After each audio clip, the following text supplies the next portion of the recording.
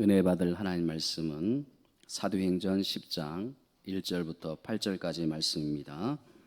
사도행전 10장 1절부터 8절까지 신약성경 203면입니다. 미처 찾지 못한 분들은 앞에 자막을 보시고요. 한 절씩 교독하도록 합니다. 가이사라 고넬로라 하는 사람이 있으니 이달리아 부다라 하는 군대의 백부장이라.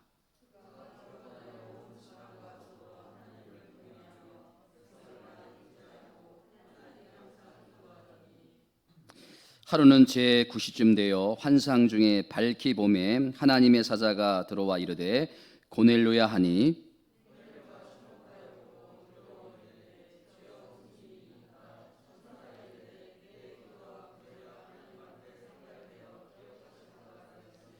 내가 지금 사람을 욥바로 보내어 베드로라는 시몬을 청하라.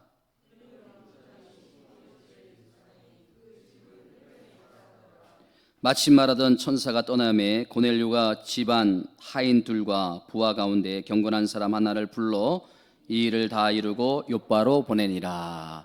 아멘.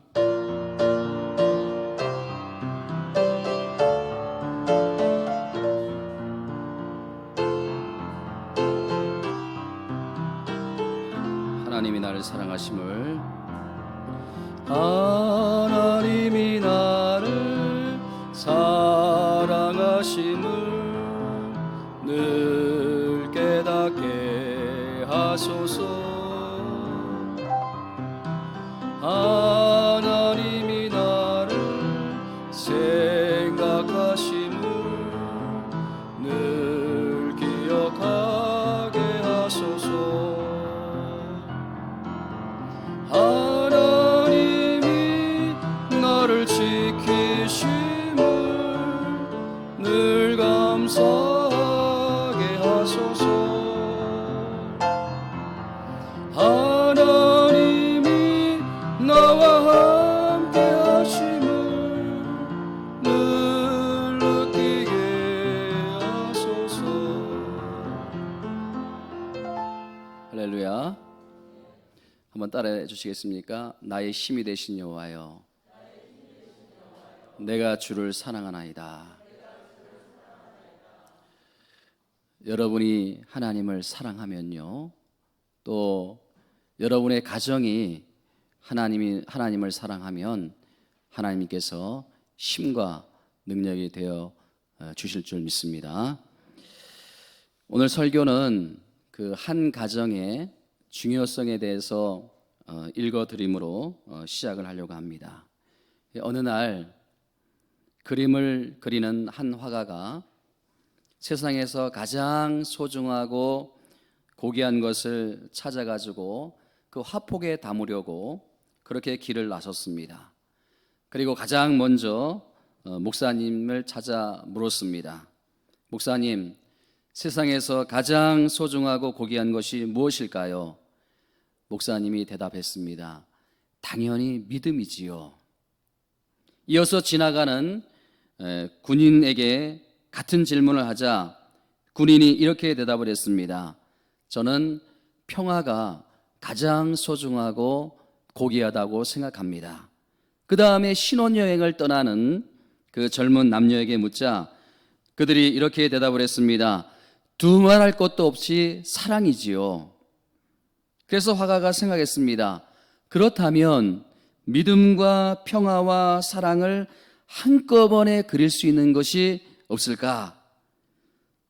그런데 그 소재를 찾기가 쉽지 않아서 하루 종일 그 소재를 찾고 찾다가 몸이 지쳐가지고 귀가를 했습니다. 그때 집으로 막 들어서는 순간 아이들이 아빠 하고 달려 나오는데 그 아이들의 눈방울에서 믿음을 발견했다는 것입니다. 아, 여기에 믿음이 있었구나. 곧이어 아내가 따뜻하게 맞아주는데 거기서 사랑을 깨닫게 되었다는 것입니다. 아, 아내가 나를 사랑하는구나.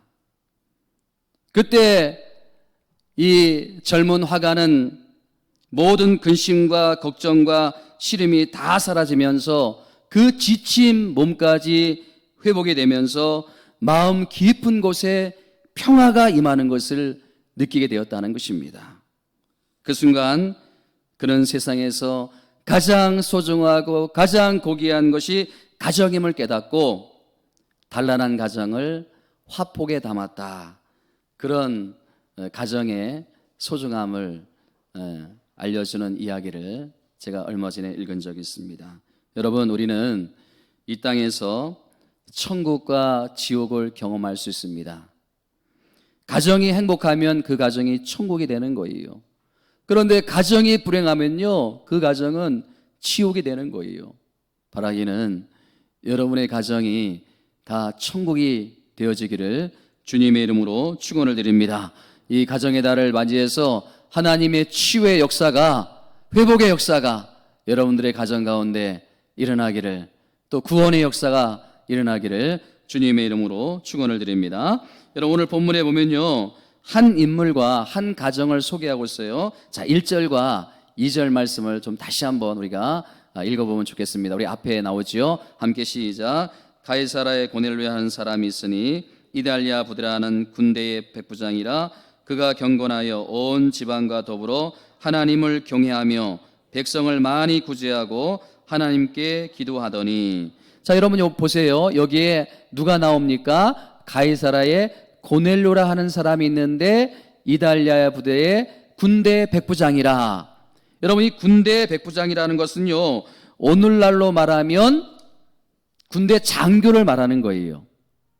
이 로마 사병은요, 인종과 혈통의 관계가 없이 충성심이 강하면 로마 군대로 입대가 가능했습니다.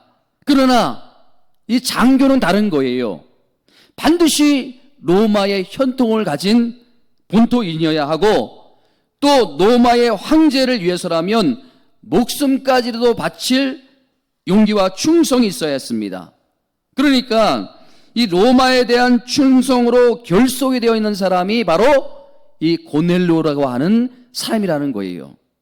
그런데 그런 신분을 가진 이 고넬료가 하나님을 경외하고 하나님을 믿는 사람이 되었다는 것은 이건 놀라운 일입니다.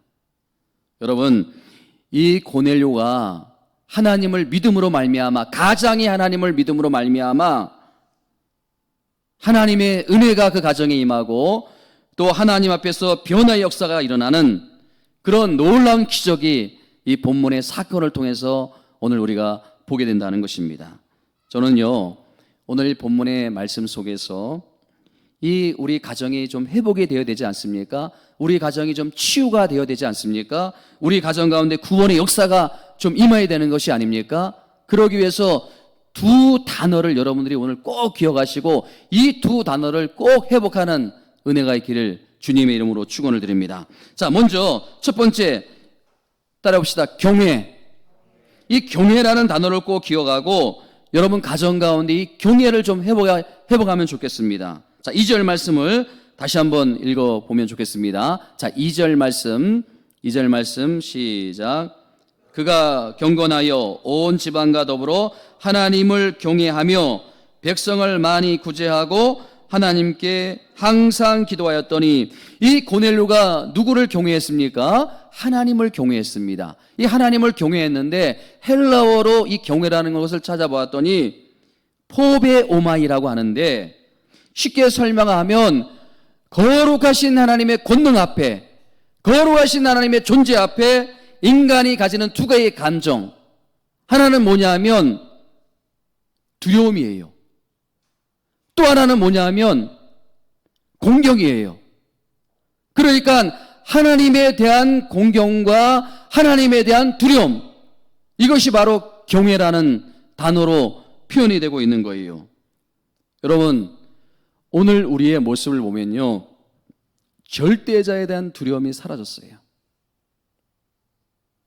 저는 이게 가정 붕괴의 원인이라고 생각합니다. 여러분, 구약 성경에 보면요, 본문과 똑같은 경외라는 단어가 사용되고 있는데 대표적인 구절이 욥기 1장 1절 말씀입니다. 자, 욥기 1장 1절 말씀을 우리 한번 같이 읽어보겠습니다. 시작. 우스 땅에 욥이라 불리는 사람이 있었는데 그 사람은 온전하고 정직하여 하나님을 경외하며 어디서? 악에서 떠난 자더라. 여러분, 이 욥이라는 사람은요, 아브람 시대의 사람이 아닙니까? 그리고 당대의 최대 갑부가 아닙니까? 그런데 그런 사람이 어떻게 하나님 앞에서 가장 경건한 사람이라고 평가를 받을 수 있으며, 그런 사람이 어떻게 하나님 앞에서 온전하고 정직하고 악에서 떠난 그런 삶을 살 수 있을까? 답은 하나예요. 욥이 하나님을 경외했고 욥이 하나님을 두려워했기 때문에. 욥은 하나님을 믿되 진짜 살아계신 하나님을 믿은 거예요. 여러분, 이게 증명이 되는 구절이 있습니다. 자, 욥기 1장 5절 말씀, 그 다음 5절 9절 말씀이 이것을 잘 설명하고 있어요. 자, 5절 말씀 함께 읽어봅니다. 시작.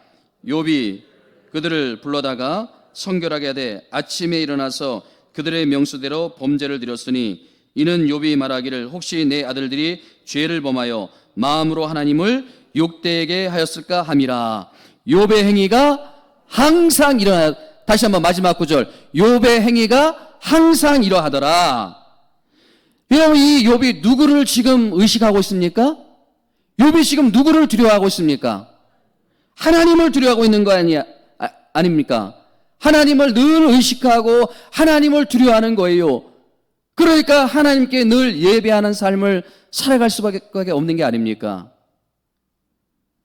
여러분, 제가 정말 잘 몰라서 여러분들에게 오늘 이 시간 물어보려고 합니다. 여러분, 솔직히 한번 대답해 주시길 바랍니다. 하나님에 대한 두려움이 있으세요?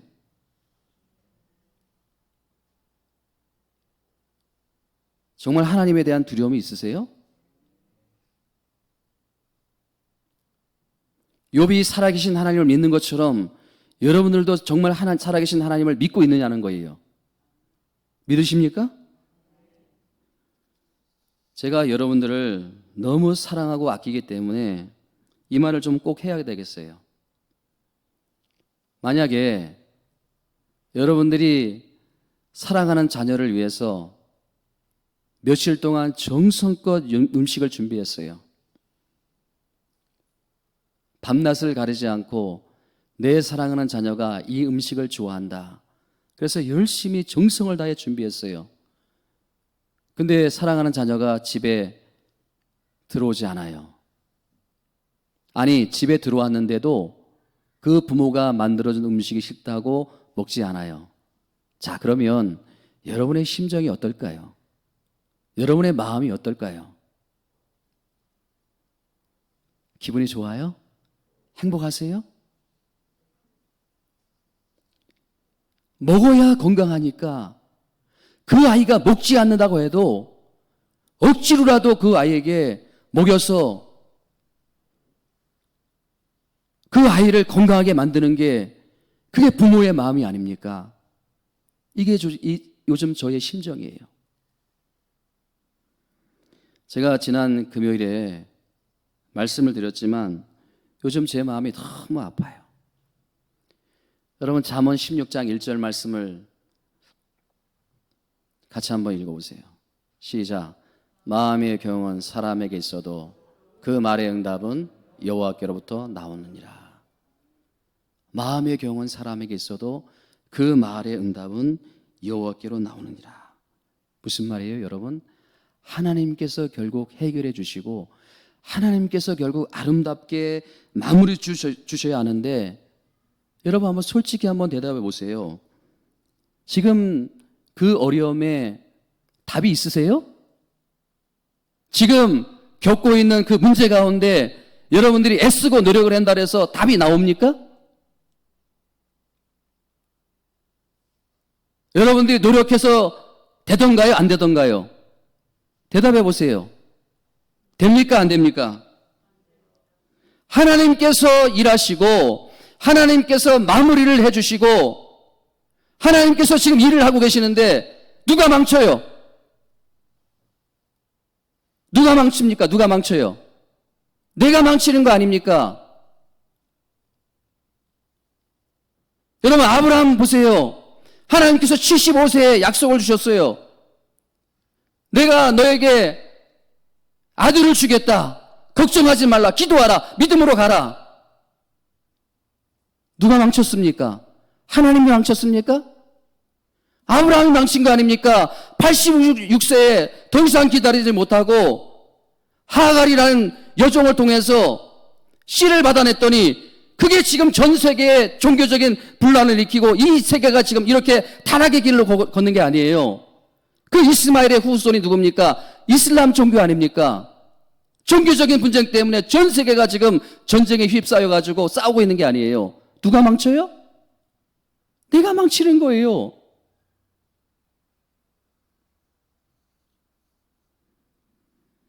여러분, 제가 새벽기도 요즘 드리면서 너무 마음이 아프고 괴로워요. 여러분 아십니까? 사단과 마귀가 언제 발악을 하신지 아세요? 언제 발악을 합니까? 언제 우리를 사단과 마귀가 강하게 유혹을 합니까? 예수님께서 십자가의 길을 걸어가실 때, 예수님께서 십자가를 지실 때, 하나님께서 자신의 일을 완성할 때 사단과 마귀의 유혹은 가장 강력했습니다. 여러분 지금 그런 유혹을 받고 있다는 생각 해보신 적이 없습니까? 내가 지금 그 유혹 가운데 살고 있다고 생각해 보신 적이 없습니까? 예배 드리는 날이 되면 이상하게도 무슨 일이 생겨요. 몸이 아프지 않았는데 예배 드리는 날만 되면 몸이 아파요. 희한하지요? 예배 드리러 가려고 하면 몸이 무거워요. 그래서 오늘은 좀 쉬면 좋겠다. 오늘만 좀 쉬면 좋겠다. 그리고 또 이상하게 기분이 안 좋아요. 이런 분위기로 내가 가서 예배를 드릴 수 있을까? 여러분, 그게 마귀와 사단의 유혹이라고 생각해 본 적이 없으십니까? 죄송한 말씀이지만 여러분들이 그 유혹을 이기지 않는 이상 여러분들은 지금 그 어려움에서, 지금 그 유혹에서, 짐의 굴레에서 벗어날 길이 없습니다. 평생 동안 그렇게 사셔야 되는 거예요. 이겨내는 축복이 있길 바랍니다. 이겨내셔야 됩니다. 이겨야 승리합니다. 몸이 아파도요, 죽을 만큼 힘들어도 나오셔야 되는 거예요. 나오셔야 하나님께서 치료하시고, 나오셔야 하나님께서 만져주시고, 나오셔야 하나님께서 회복시켜 주시는 거 아닙니까? 그래서 제가 요즘 너무 마음이 힘들고 괴롭고 아파요. 여러분이 이 낙원제 8개를 다니고 있는 이상 여러분들은 하나님께서 저에게 맡겨준 양입니다. 그렇기 때문에 제가 여러분들을 위해서 기도해드리고 여러분들을 양육시킬 책임이 있는 거예요. 제가 그렇지 않으면요, 하나님 앞에 가서 책망받습니다. 여러분, 환난 날에 나를 부르라. 내가 너를 건지리니 내가 나를 영화롭게 하리라. 여러분, 요셉을 한번 생각해 보세요. 어떻게 보면요, 성경 중에서 요셉이 제일 불행하고 불쌍하고 억울한 사람이 아닙니까? 예?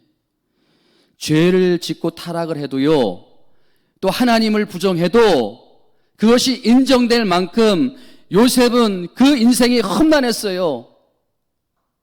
여러분, 세상에 요셉만큼 비참한 인생이 어디 있습니까?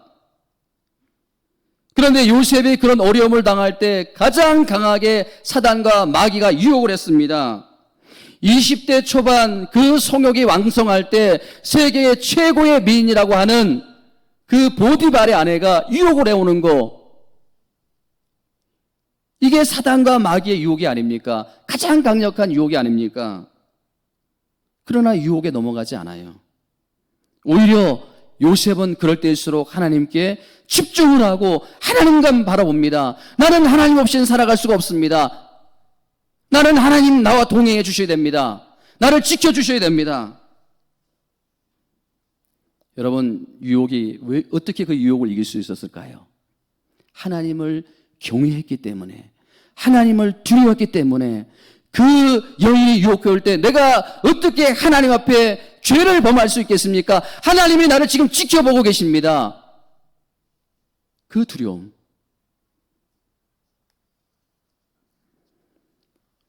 하나님께서 요셉을 지켜주셨어요.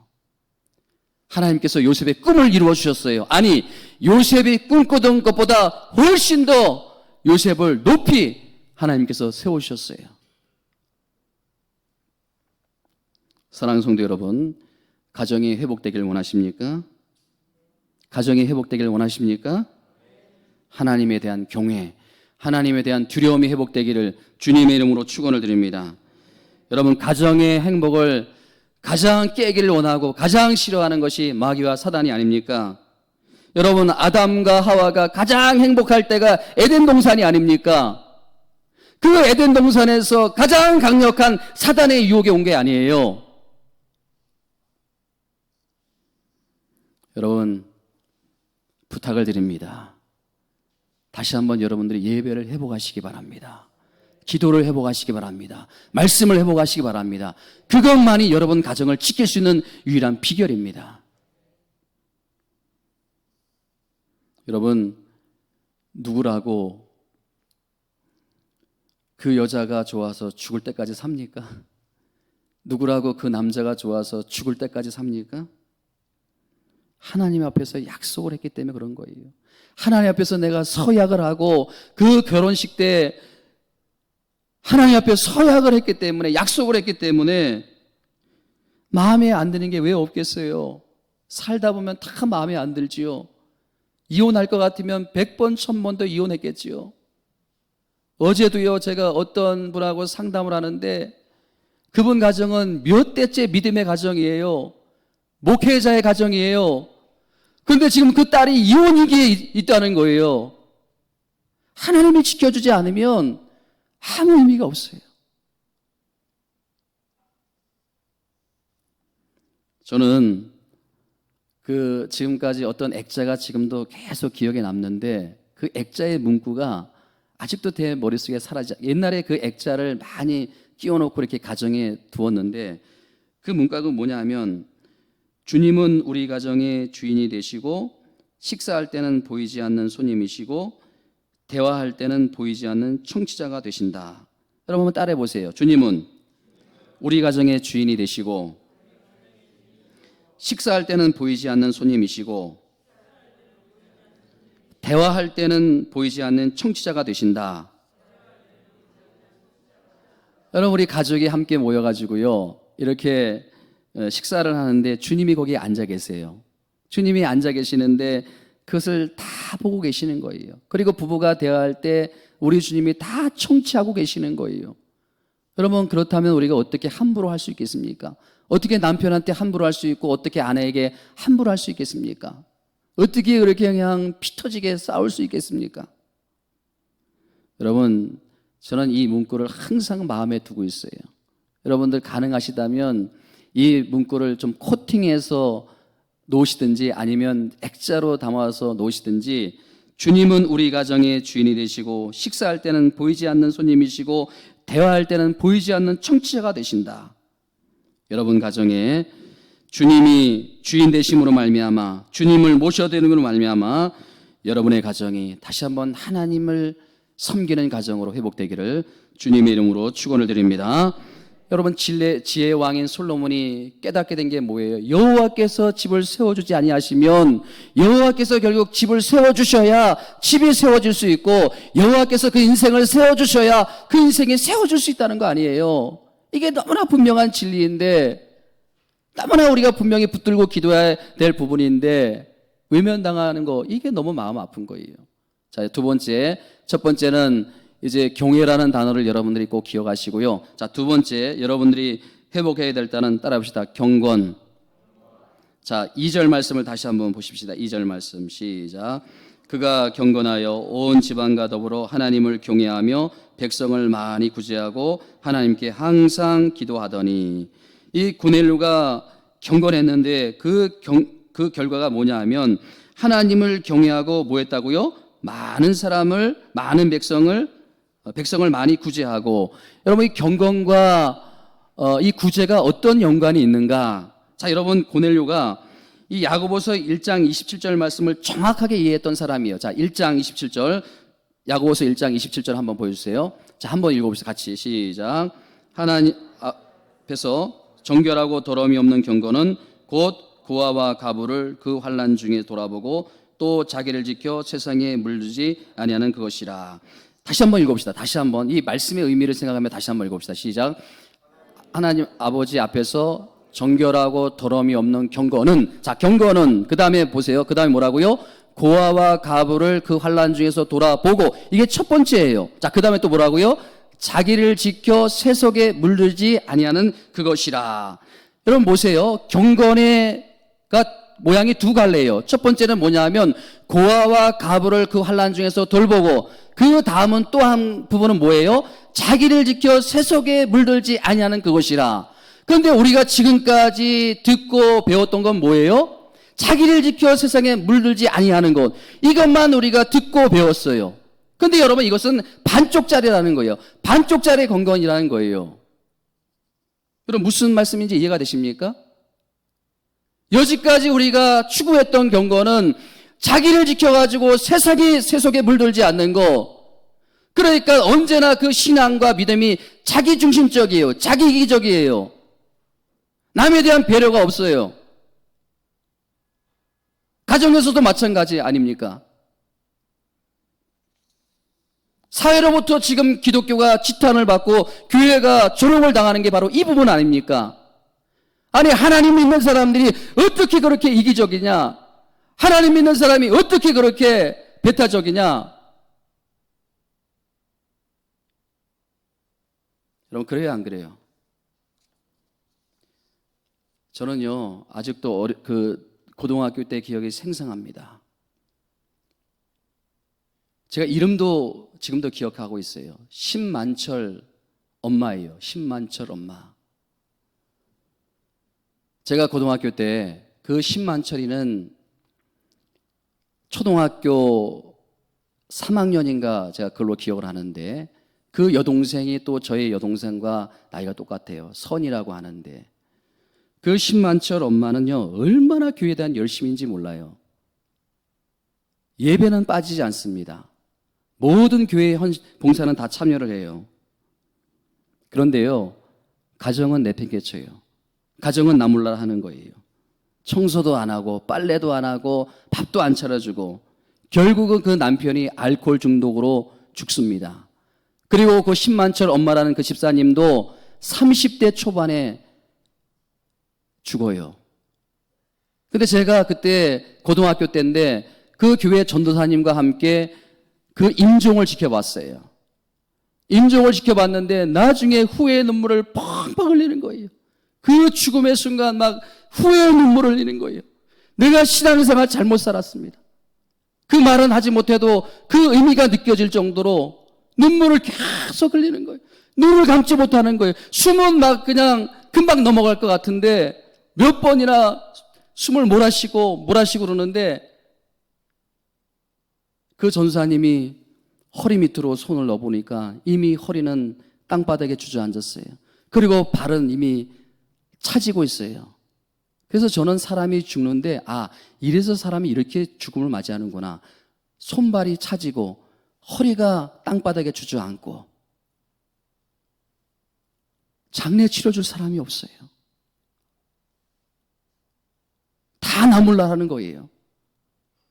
그래서 제가 그 전도사님과 함께 고등학교 때 염을 했습니다. 염을 같이 했어요. 염을 하고 그 전도사님과 저와 함께 산에 가서 땅을 파고 매정을 시켜드렸어요.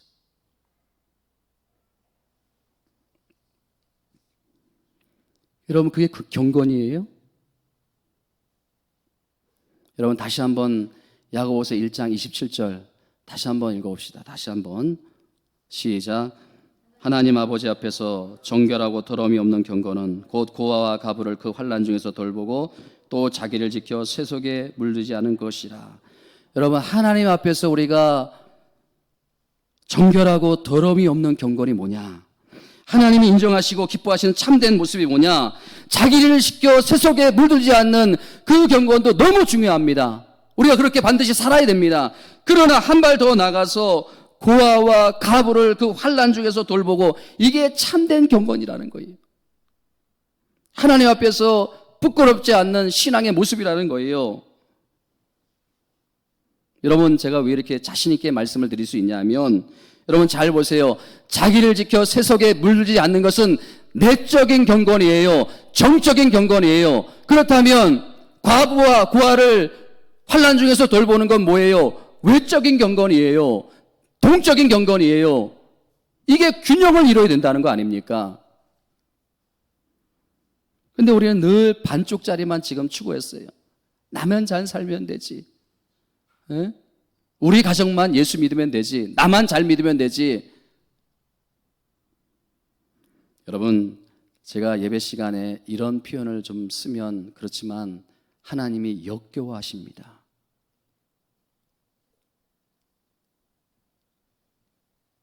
선지서에 보면요, 하나님이 역겨워하신다는 표현이 있어요.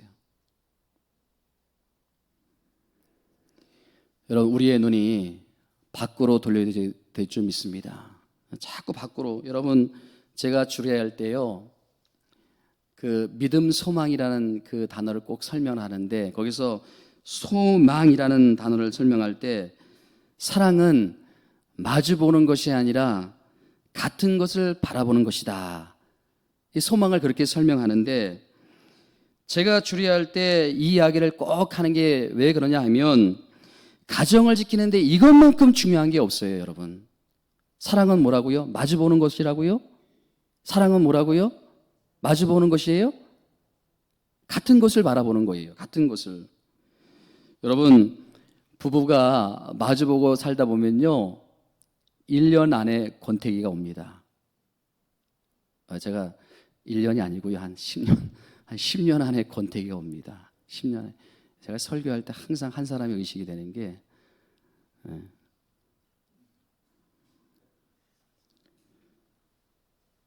여러분, 부부가 서로 보다가는요, 싸움만 나요, 싸움만.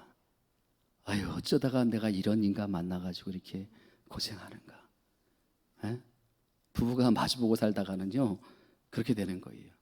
여러분, 부부는요, 같은 곳을 바라보는 거예요.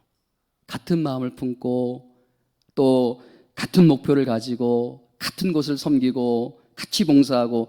여러분, 션부부 알지요? 션부부. 션부부 아시죠? 그 션부부 부부가 얼마나 아름다워 보입니까? 예?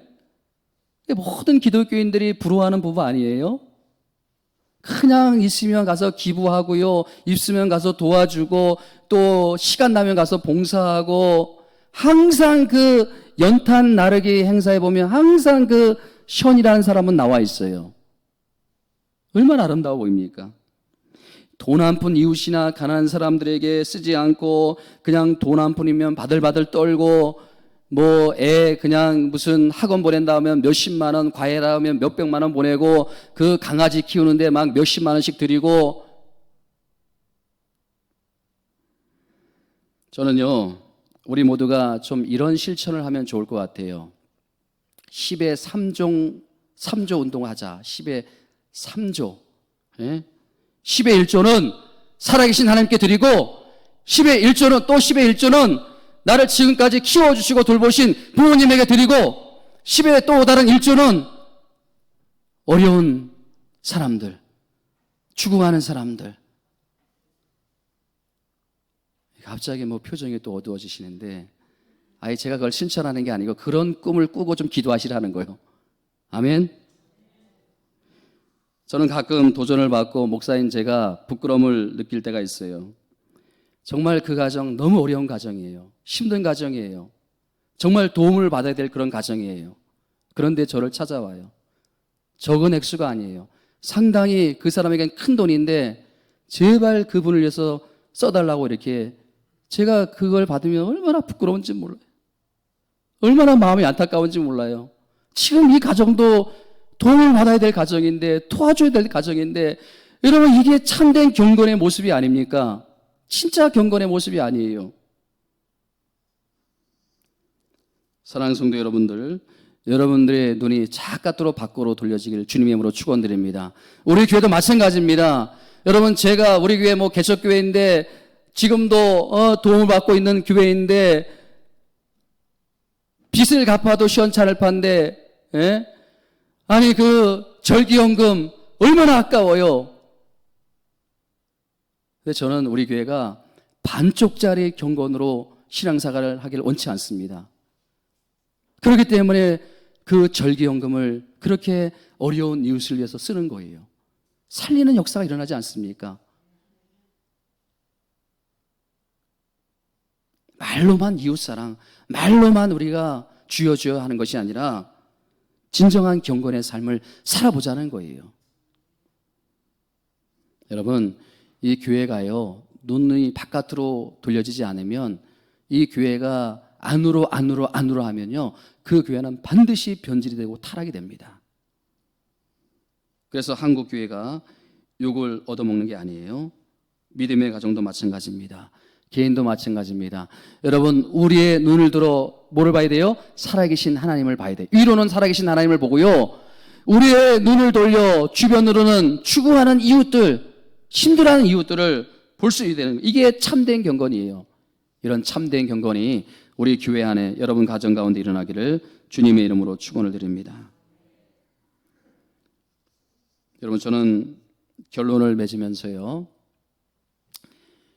그 루즈베트 대통령 아시죠? 유일하게 미국에서 4선 대통령을 한 분이 아닙니까? 근데 이 루즈베트 대통령이요, 장가를 너무 잘 갔어요. 장가를 정말 잘 갔어요. 그 루즈베트 대통령이 39살 때 그 하변신 장애를 일으켜가지고 휠체어를 타고 다니기 시작했어요. 그러니까 이 루즈베트 대통령이 마음에 상처가 된 거예요. 그 매일 그냥 휠체어를 밀어주는 그 아내를 보니까 마음에 상처가 된 거예요. 그래가지고 어느 날 자기 부인한테 이렇게 물었어요. 당신은 불구가 된 나를 지금도 사랑하느냐고. 불구가 된 지금도 나를 사랑하느냐고. 여러분, 이게 다 남자들의 그 습성이거든요. 바깥에서 아무리 인정받아도 가정에 와서 아내에게 인정받고 자녀들에게 인정받고 싶은 게 이게 남편들의 마음이에요. 그러니까 이 아내가 저녁을 막 차려놓고 있는데 느닷없이 내가 이렇게 약점이 많은데, 이렇게 불구인데 지금도 나를 사랑하느냐고 이렇게 물으신다면 여러분들은 어떻게 대답할 것 같습니까? 쓸데없는 소리 하지 말고 밥이나 먹으라고. 에?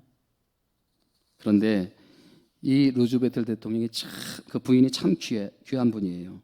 그 남편이 그렇게 물으니까 이렇게 대답을 했다고 합니다. 여보, 저는 그동안 당신의 다리만 사랑한 것이 아닙니다. 당신이 갖고 있는 조건 때문에 당신을 사랑한 게 아니고 당신 그 자체를 사랑했다는 거 아닙니까? 당신이 불구가 된 거 맞지요? 사실이지요? 그러나 나는 여전히 당신을 사랑한다는 거 아닙니까? 저는 이 글을 읽을 때마다 감동이 와요. 오늘 예배 드리는 모든 아내들, 모든 자녀들이 아버지를 향해서, 남편을 향해서 전 이런 고백이 있길 바랍니다. 예? 그 남편이 갖고 있는 조건 때문에 남편을 그 남편이 과거에 잘 나갔지만 지금 힘들고 어렵다면, 그 힘들고 어렵다면 그 자체 얼마나 힘들겠어요. 사랑해줘야 되는 거예요. 받아주고 인정해줘야 되는 거예요. 그리고 누가 위로자가 되어줍니까? 여러분, 돈 없으면 남편들이 바깥에 나가면 대접 못 받아요. 가정에서 대접해 주셔야 되는 거 아닙니까? 이렇게 얘기하면 또 우리 아내들이 불만이 있을 것 같아서 마지막 한 가지 더 얘기를 드립니다. 어떤 남편이 결혼 30주년이 되어서 아내에게 생일 선물을 특별히 해주고 싶었답니다. 그 선물을 고르기가 너무 힘드니까 아내가 원하는 것을 해주고 싶어가지고 아내에게 물었습니다. 당신이 갖고 싶은 게 있으면 한번 얘기해봐. 그랬더니 아내가 정색을 하면서 생일 선물 같은 것 원하지 않는다. 그 대신 나에게 2시간만 시간을 달라. 이렇게 완고하게 이야기하니까 남편이 그럼 2시간을 주겠다고 이렇게 약속을 했어요.